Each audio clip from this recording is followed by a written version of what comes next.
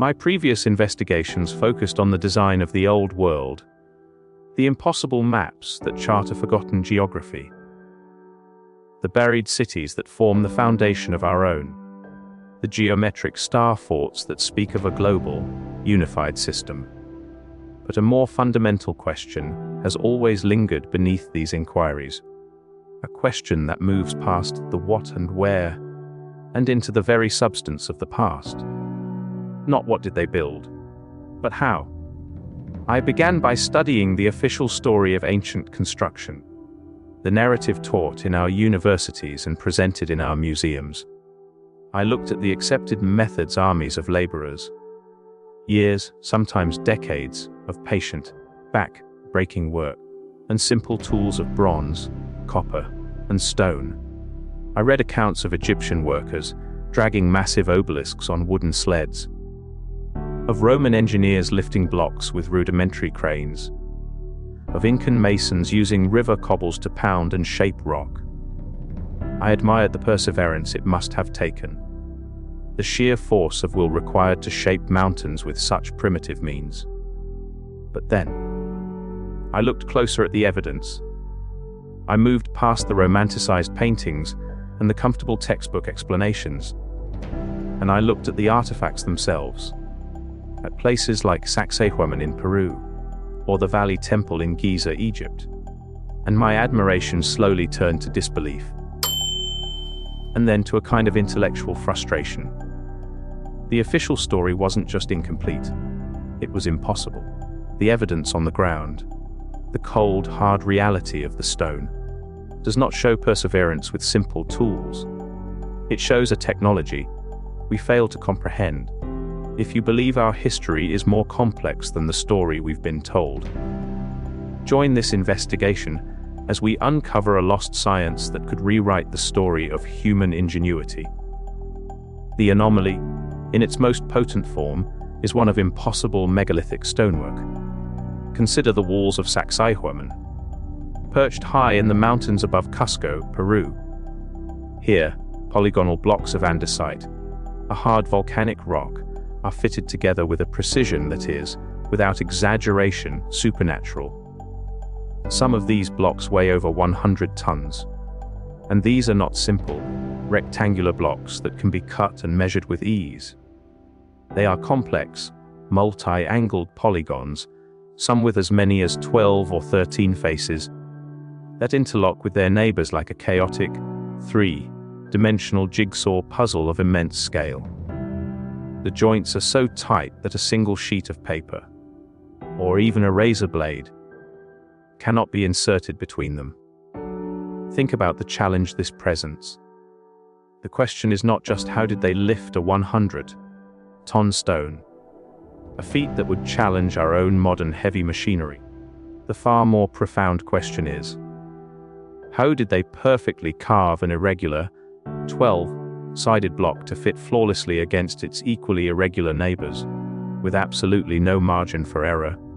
A single mistake, a single misplaced angle chipped away, would render the entire massive block useless, a wasted effort of years. The official archaeological explanation is that skilled Inca stonemasons used nothing more than harder river stones and, perhaps, bronze chisels. They would, we are told, patiently pound and grind these massive blocks for months, or even years, slowly, scribing, and shaping them to fit. This theory is a testament to the perceived ingenuity of ancient peoples, but it collapses under the slightest scrutiny of physics and logic. First, there is the tool problem. Bronze is a relatively soft metal with a Mohs hardness of around 3.5. Andesite is an incredibly hard volcanic rock with a hardness of around 6 or 7. The idea that bronze tools could be used for the precise, large-scale carving of andesite is physically untenable. the tools would be blunted, deformed, and destroyed, long before they could make a meaningful impact on the stone. Pounding with river cobbles might explain crude shaping, but it cannot, under any circumstances, explain the flat, planar surfaces and razor-sharp, complex internal corners we see in these walls. Second, there is the logistics problem. Even if we grant them impossible tools, the process of carving and fitting remains a logistical nightmare. The scribe and fit method would require them to repeatedly lift, place, and check a 100-ton block, mark where it touches, lift it again, grind away a millimeter of stone, and then repeat the process hundreds, if not thousands of times. The level of coordination and technology required for such a maneuver is immense, and leaves no historical trace.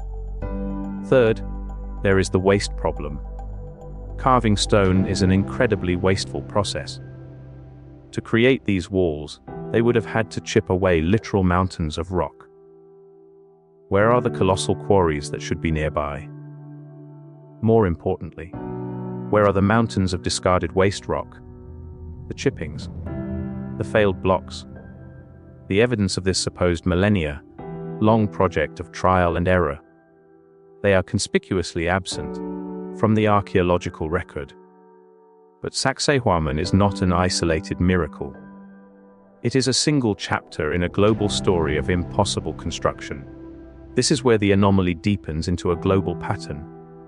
We see the exact same impossible polygonal masonry in ancient Aletri, Italy, in Delphi, Greece, and even in distant Japan.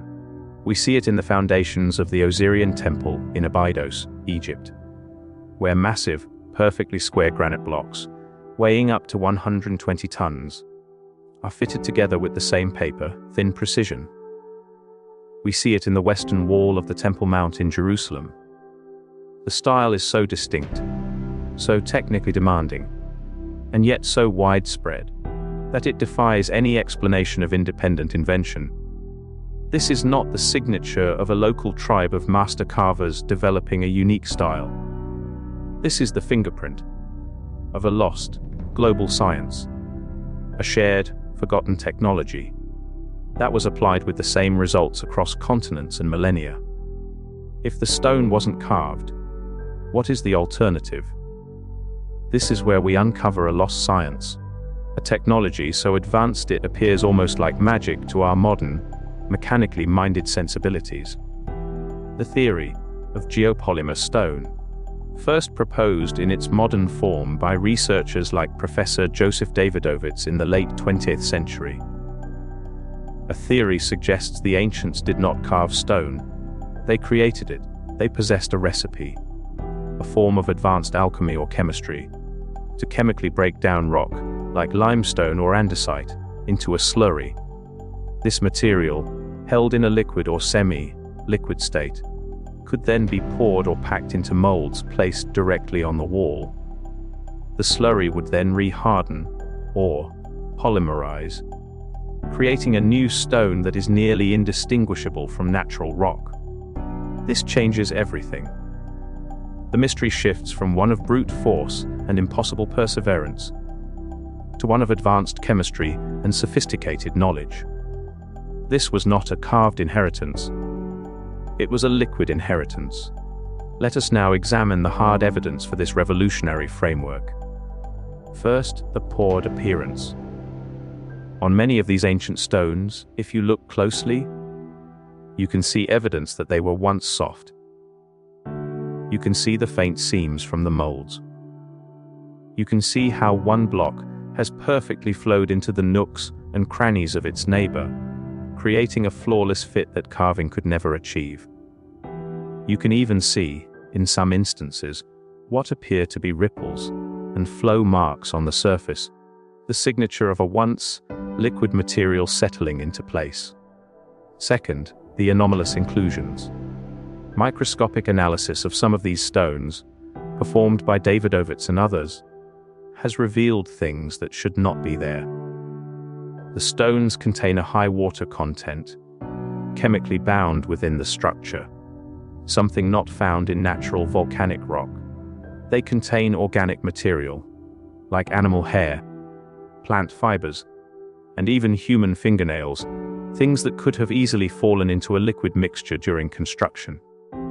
Furthermore, the chemical structure of the binding agent holding the aggregate together is often amorphous, not crystalline like natural rock. These are the undeniable hallmarks of a man-made, concrete-like material. Third, the lack of waste. The geopolymer theory elegantly solves the problem of the missing quarries and waste piles. There are none, because there was no waste. They used the rock itself as the raw material for their liquid stone, a perfectly efficient and sustainable construction method.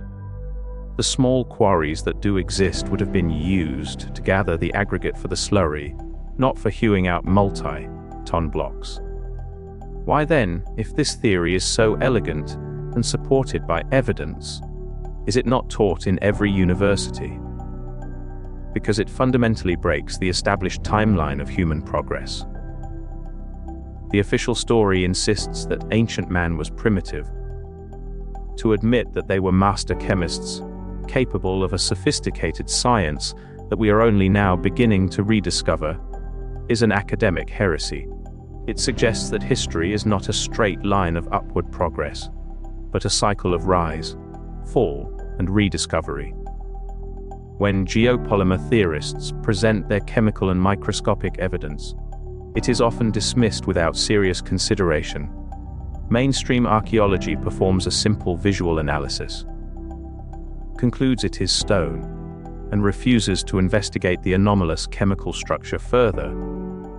They are looking for evidence of carving, chisel marks, tool pits, so they cannot see the evidence of chemistry that is right before their eyes. They are trying to solve a chemical problem with a mechanical mindset. The institutional silence on geopolymers is a refusal to update the software of history. It is easier to believe in generations of workers performing physically impossible feats with primitive tools than to accept a single, elegant, and paradigm-shattering truth. They were simply smarter and more sophisticated than we are told. For centuries, we have admired the builders of the ancient world for their strength and their perseverance. But perhaps we have been admiring the wrong thing. Perhaps we have been celebrating their imagined brute force, while completely missing their true genius. Perhaps their greatest accomplishment was not physical, but chemical. This liquid inheritance could be the master key that unlocks all the other mysteries of the old world. How were the pyramids of Giza built so quickly and with such precision? They weren't carved, they were cast. How were the massive, mathematically precise foundations of the star forts laid across the globe? They weren't carved, they were poured. How were entire cities of stone built with a speed and scale that defies our understanding? They used a technology that made stone as easy to work with as clay. It forces us to ask a profound question.